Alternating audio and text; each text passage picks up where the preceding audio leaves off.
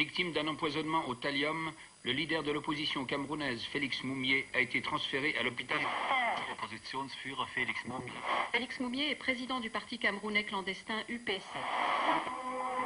Le président de l'UPC, Félix Moumié, se trouve entre la vie et la mort. La femme du leader camerounais, Marthe Ekemeyong, est attendue aujourd'hui à Genève. Elle arrive de Conakry, en Guinée, où elle vit en exil.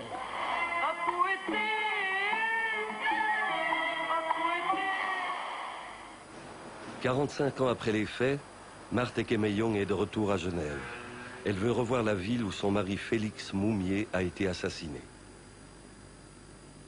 Troublée, elle repense à ce jour fatal du 3 novembre 1960.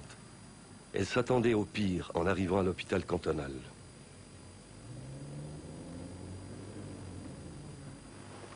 Elle avait peur, car de nombreux compagnons de route de Moumié avaient déjà été assassinés.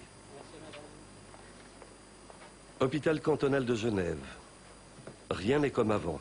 Malgré tout, Marthe essaie de retrouver le service et la chambre où son mari est mort il y a 45 ans. Ici, ça ressemble à la salle d'attente, parce que nous étions assises là. Ça me réveille de mauvais souvenirs, parce que je sais, quand je suis entrée ici, et quand on m'a présenté mon mari, j'ai vu que c'est un corps, c'est un cadavre.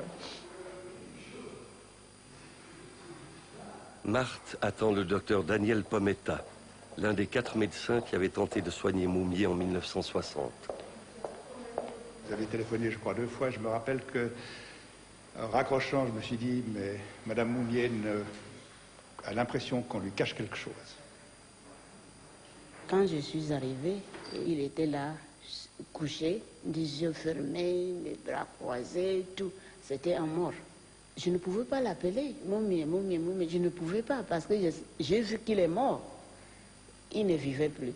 Quand il est arrivé, il a dit on m'a empoisonné, le thallium a été mélangé à du Pernod, j'ai eu un goût qui était bizarre, je sais que c'est ça. Et à l'époque, on était très désarmés contre le thallium. Quand quelqu'un avait pris du thallium, c'était pratiquement impossible de le sauver, n'est-ce pas? 3 novembre 1960, 19h10. Félix Moumié est mort. L'annonce de l'assassinat du leader de l'opposition camerounaise Félix Moumié fait le tour de la presse mondiale.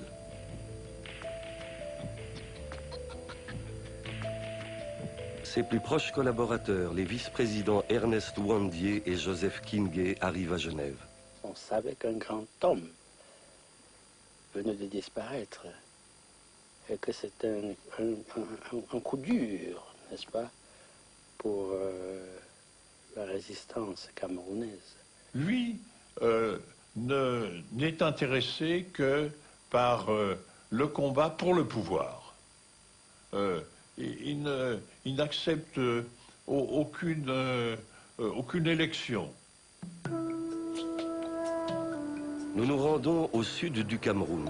Notre destination, la petite ville de Lolodorf, fondée alors que le Cameroun était encore une colonie allemande.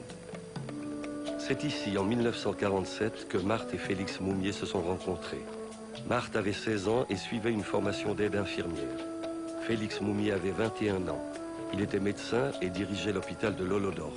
C'était son premier poste. Il y restera 5 ans.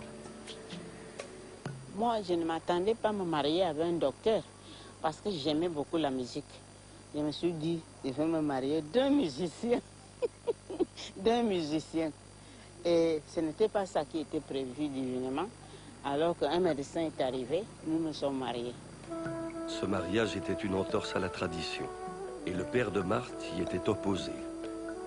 Mon père était hostile à ce mariage. Le tribalisme, parce que certains de mes frères cousins m'ont dit que bon, il ne faut pas habiter chez un Bamoun parce que les Bamoun tuent et mangent les gens. Donc ils ont voulu que je l'abandonne. Mais Marthe ne quittera pas Moumié.